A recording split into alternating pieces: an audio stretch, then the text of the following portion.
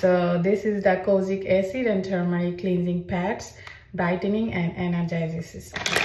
So it's not for brightening, it's not the brightening stuff as so many people want. এটা কি করে, এটা হচ্ছে মুখের যে কালো ট্যান থাকে বা ছোপ ছোপ দাগ থাকে, রেগুলার ইউজের ফলে ওটা চলে যায়। অ্যান্ড আমি অনেকদিন যাবত ব্যবহার করছি, আমি এটা শুরুতেই বললাম। সো আমি দেখাবো এটা কিভাবে ব্যবহার করতে হয়। And it's so cool and easy. আর kojic acid it's really good. আমার অনেক হরমোনাল ব্রেকআউট হচ্ছে after Sidrat born for some reason till now. So specially এই এরিয়াটাতে অনেক ব্রেকআউট থাকে। সো ওইদিকে অনেক দাগ ছিল, ওগুলো অনেক কমে গেছে, লিপের চারপাশেও। তারপরে যে একটা খামচির দাগ, এটাও আমার মেয়ে থেকে পাওয়া, it's a mummy special thing. এই খামচির দাগটাও অনেক হালকা হয়ে গেছে।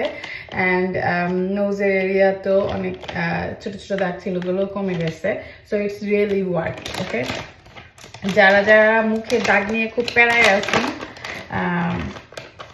এটা ইউজ করতে পারেন। এর জাস্ট এরকম ভেজা একটা প্যাড কোজিক অ্যাসিডের। এটা কুল থিং, আমি একটা জিনিস দেখাই। So it has something. So I will show you guys that আমি just মুখটা ভিজাই নিই and then I start rub with that. That's it.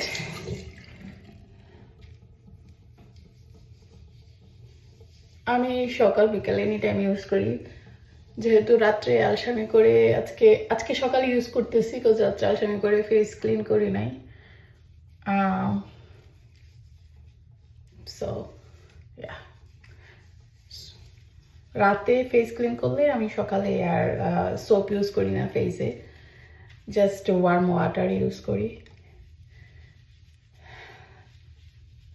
So আমি ভালো করে সার্কুলার মোশনে ঘষে এটা যেভাবে করতে হবে ব্যাপারটা তা না, জাস্ট নিজের মতো করে ক্লিন করলেই হবে। বাট আমার কাছে এইভাবে করতেই ভালো লাগে, রাবিংটা।